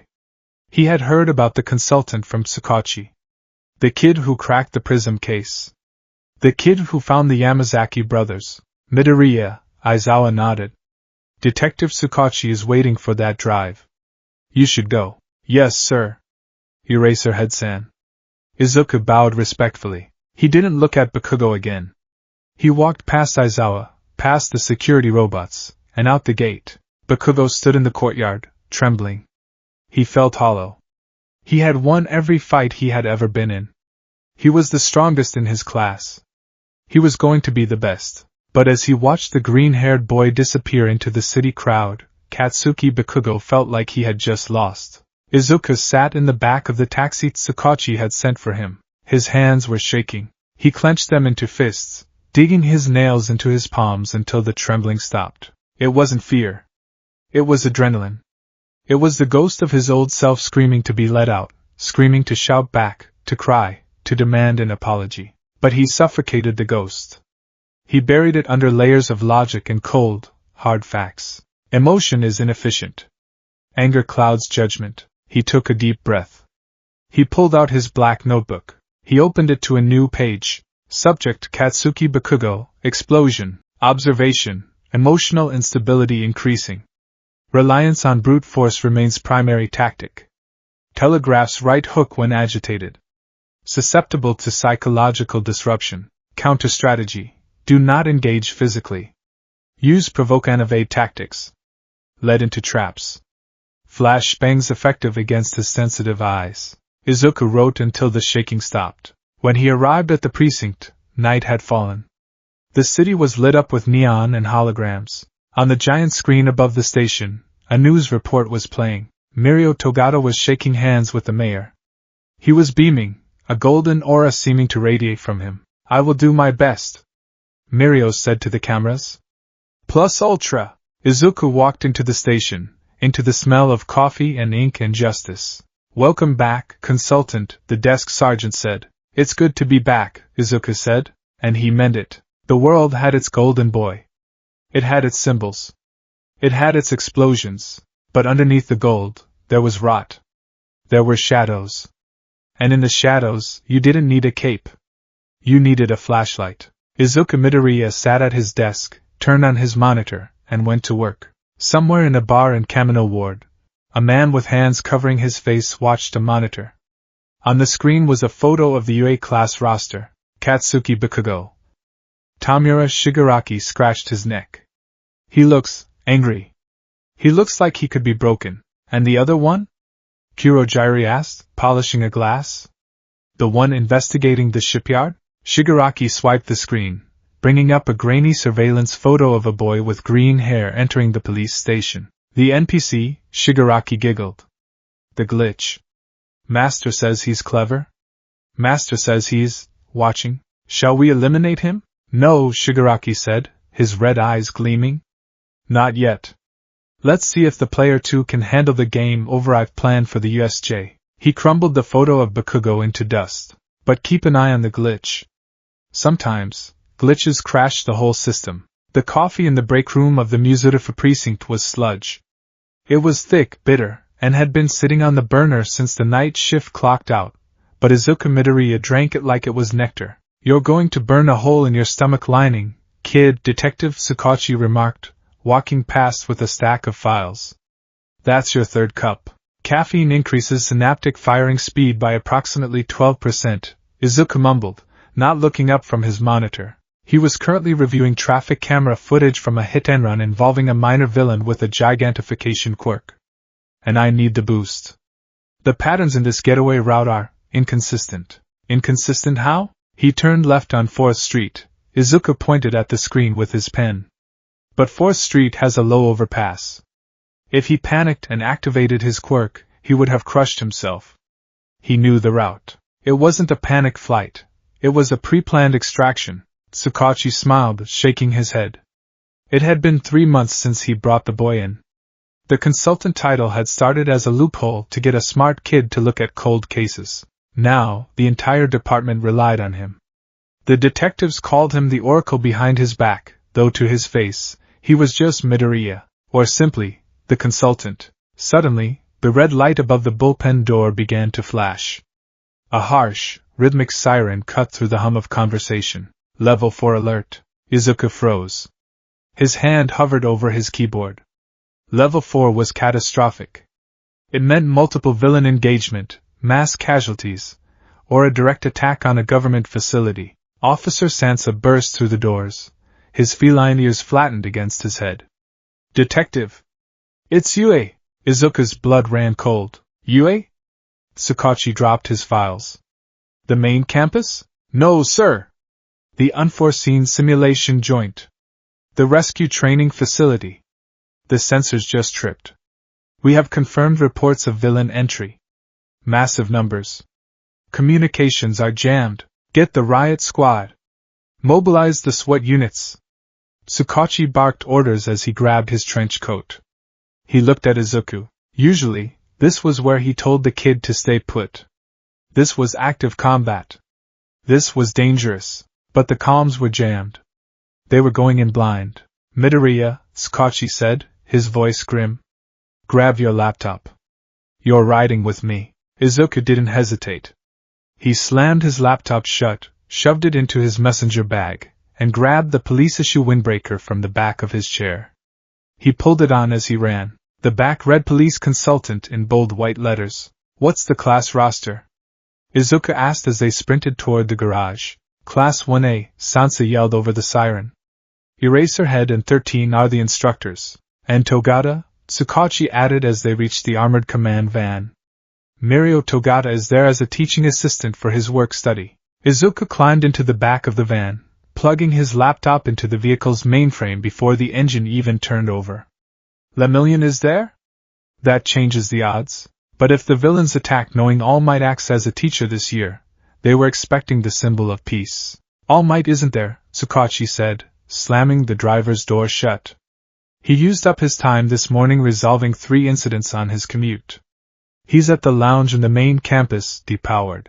The van screeched out of the garage, sirens wailing. Izuku stared at the black screen of his laptop as it booted up. No All Might. Class 1A. Villains jamming comms. They're trying to isolate them, Izuku whispered. His fingers flew across the keys, initiating a decryption sequence to try and break through the jamming signal. If they have a way to neutralize All Might, and All Might isn't there, they're going to unleash it on the students. The van sped toward the mountains. Izuku felt the familiar vibration of anxiety in his chest, but he wrestled it down. Panic was inefficient. Think, he commanded himself. Don't feel. Think. Inside the USJ, the world had turned into a nightmare. The massive dome, designed to simulate disasters, had become one. The central plaza was a war zone. Dozens of low-level villains littered the ground, unconscious, but the hordes seemed endless. Shota Aizawa, Eraserhead, moved like a blur of black cloth and capture tape. He was fighting fiercely, his hair floating, his eyes bloodshot and dry. He snapped a villain's arm, kicked another in the jaw, and erased the quirk of a third before they could fire a projectile. But he was tired. He was an ambush predator, not a frontline soldier, and he was outnumbered 50-1. Eraserhead, a raspy voice drifted across the plaza. Tamura Shigaraki stood near the fountain, scratching his neck violently. You're cool. But you're not the final boss. Where is he? Shigaraki muttered, looking up at the entrance.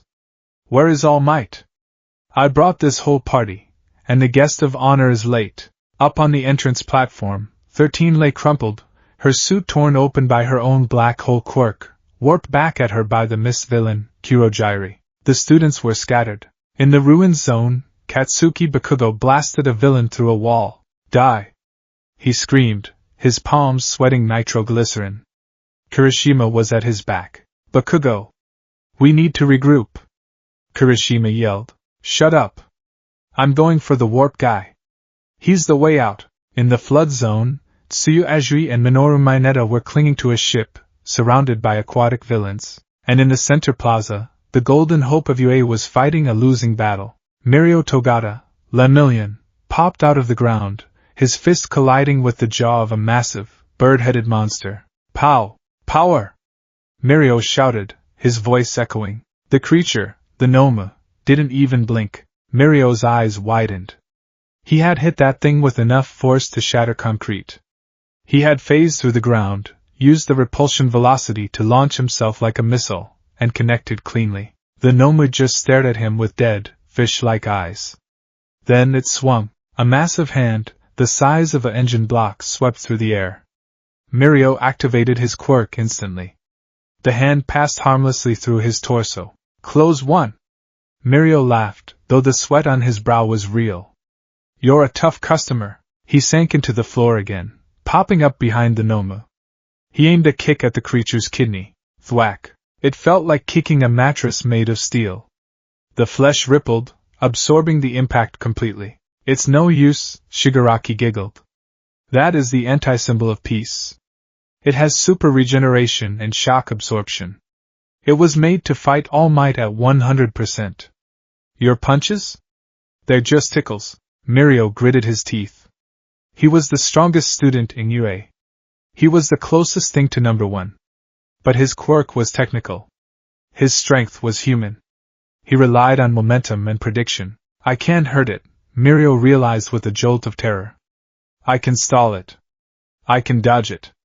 But I can't put it down. Nomu, Shigaraki pointed a decaying finger at Aizawa, who was being pinned down by 3 villains. Kill the eraser. Leave the permeation brat. He's annoying to catch. No! Mirio shouted. He dove forward, phasing through the villains to intercept the Nomu. He solidified inside the Nomu's path to act as a wall, realized that wouldn't work, and had to phase again to avoid being crushed. The Nomu ignored him. It charged at Aizawa. Aizawa looked up. His eyes were dry. He couldn't erase the Nomu's quirk. It wasn't an emitter type. It was a mutant type. Pure biological strength. The monster raised a fist. We're here! Sakachi shouted as the van skidded to a halt outside the massive UA gates. Police officers poured out of the support vehicles, setting up a perimeter. But they couldn't get in. The massive steel doors were sealed shut, and a layer of purple mist seemed to be reinforcing them. The hard lines are cut, Sansa reported, tapping a tablet. We have no eyes inside. Midoriya! Sakachi turned to the back of the van. Izuku was typing so fast his fingers were a blur.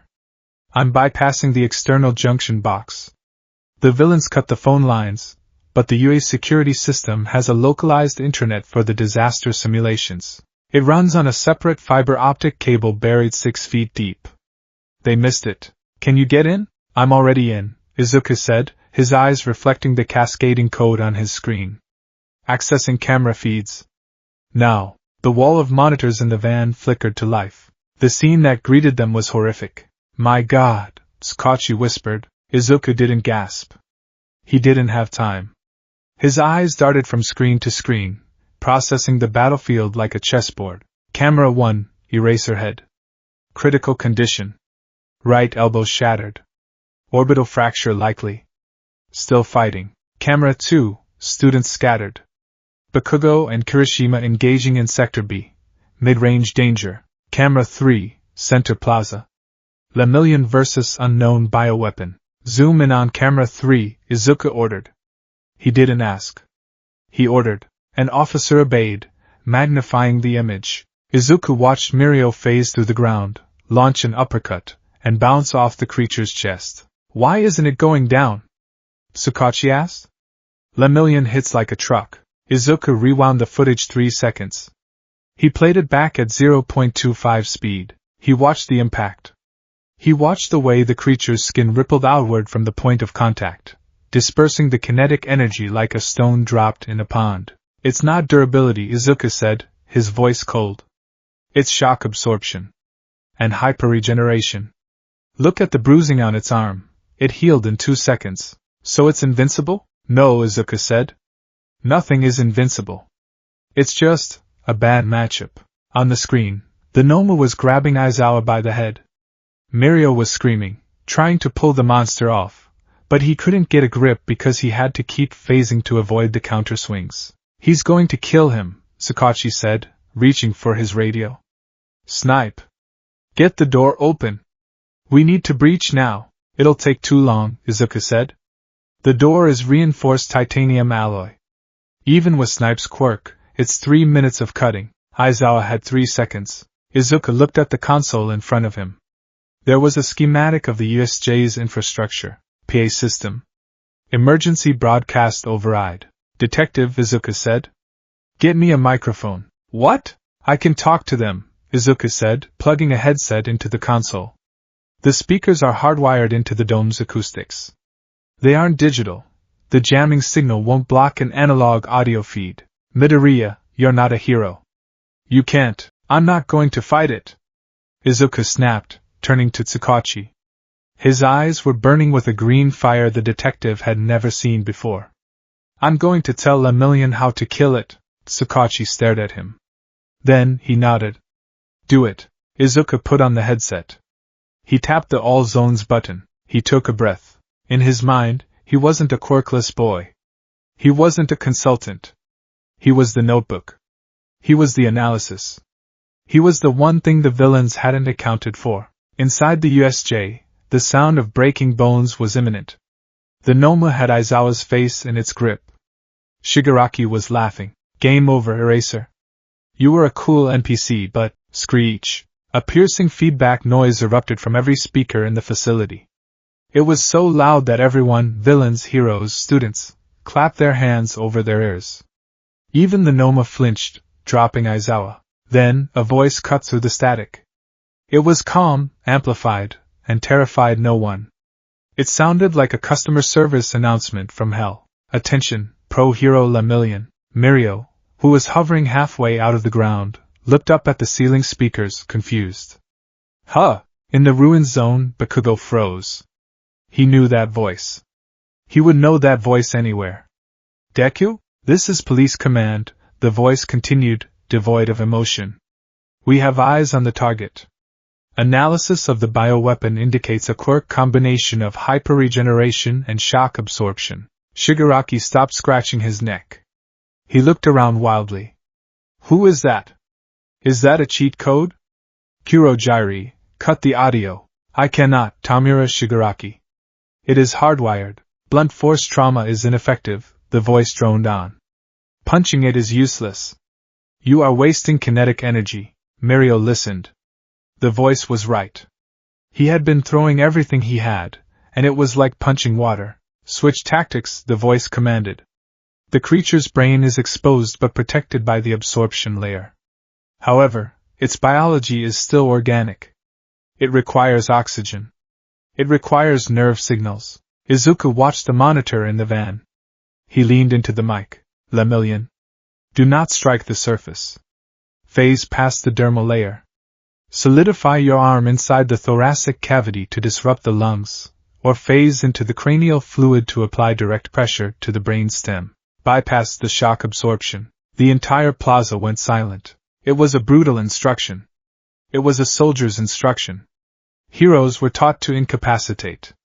This voice was telling a student to reach inside a living thing and crush its organs. Mirio hesitated. Inside. Do it, or Eraserhead dies in 10 seconds, the voice said flatly. Target the medulla oblongata. A precise disruption will sever motor function without lethal force. Execute, Shigaraki screamed. NOMU. Kill the speaker. Kill the brat. The Nomu roared and leaped, not at Mirio, but toward the ceiling speakers. Oh no you don't! Mirio shouted. The hesitation was gone. The logic was sound. Mirio Togata was the sun, but sometimes the sun had to burn. He dove into the ground. The Noma landed, crushing a speaker box. It looked around, confused. Mirio launched himself upward. But this time, he didn't cock his fist back for a smash. He kept his hand open, fingers like a knife. He flew at the Noma's exposed brain. The Noma swung its arm to intercept. Mirio phased through the arm. He reached the head, phased past the skin, phased past the skull. Mirio felt the strange, cold sensation of passing through the creature's matter. He pushed his hand deep into the monster's head. Solidify. He didn't solidify completely. That would blow his own arm off. He solidified just enough to create a massive displacement of mass within the creature's skull. A shockwave that bypassed the skin entirely and exploded directly inside the brain tissue. Phantom menace. Internal strike. The effect was instant. The Noma didn't scream. It simply turned off. Its eyes rolled back. Its massive limbs went slack. It dropped out of the air like a stone, crashing onto the pavement with a heavy thud. It didn't get up. Mirio landed gracefully, pulling his arm back. He looked at his hand, then at the unconscious monster. It worked, Mirio breathed. Holy cow, it worked. Target neutralized, the voice on the PA said.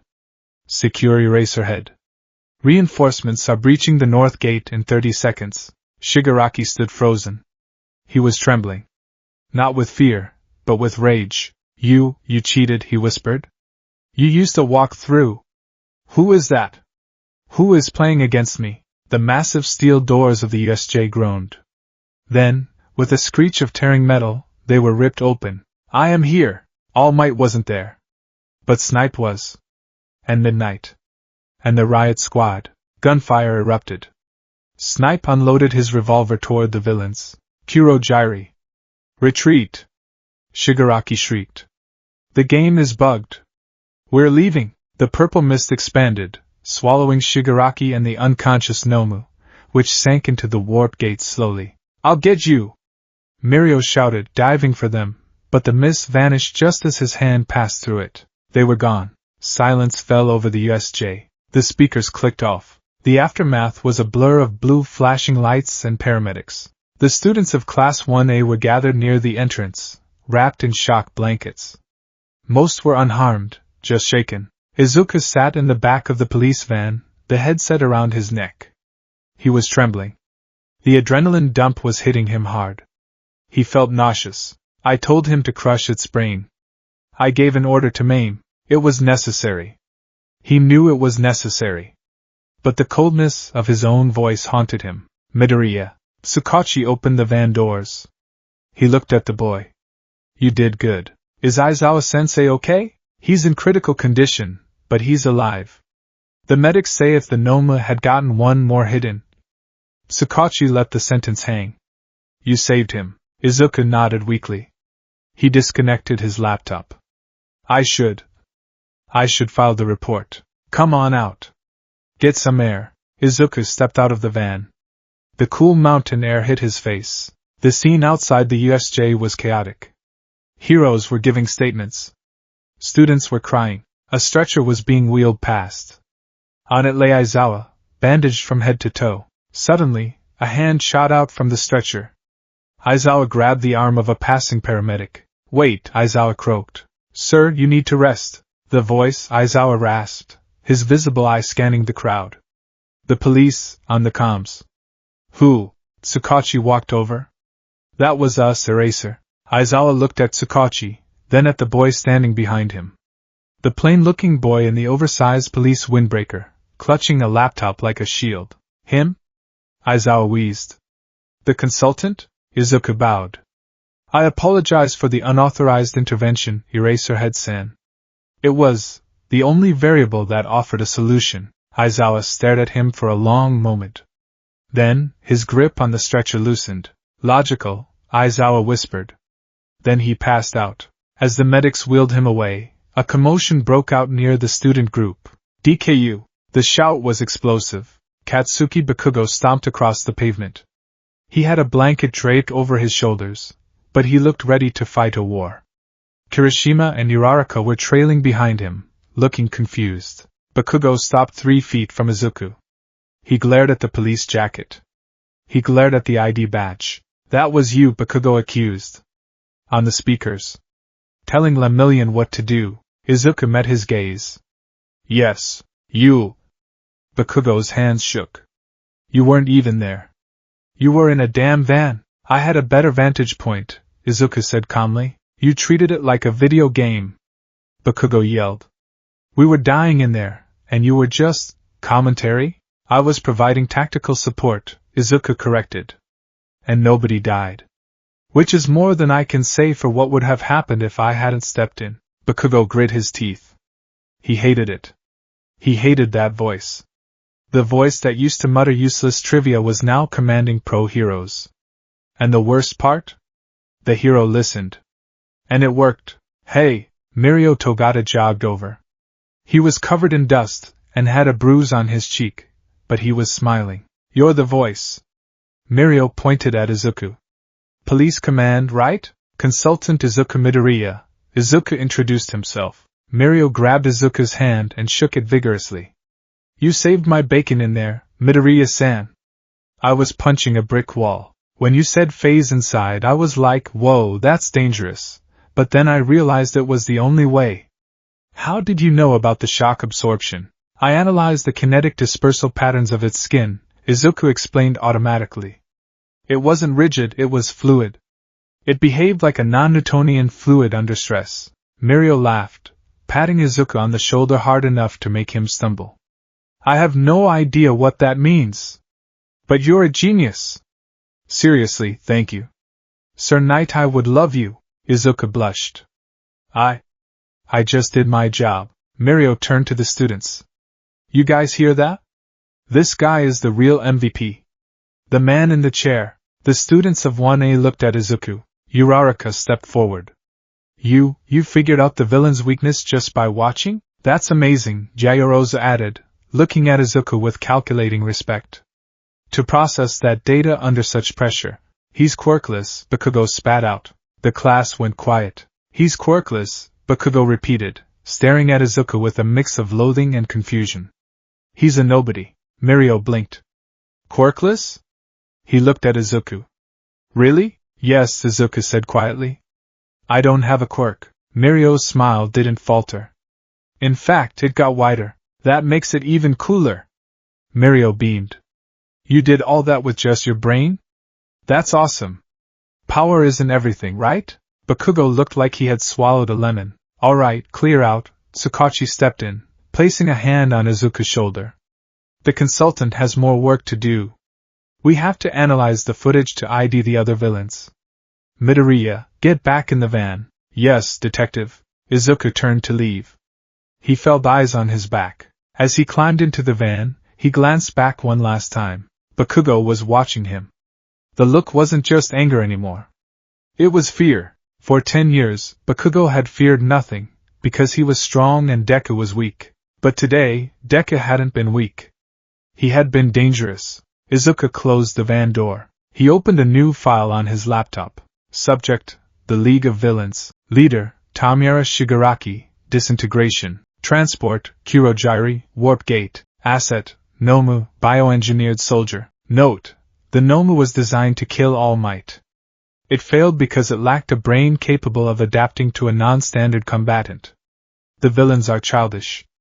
They treat violence like a game. Next time, they will not be so careless. Next time, we must control the board, Izuku typed. The van drove away. And the legend of the voice began to spread through the halls of UA.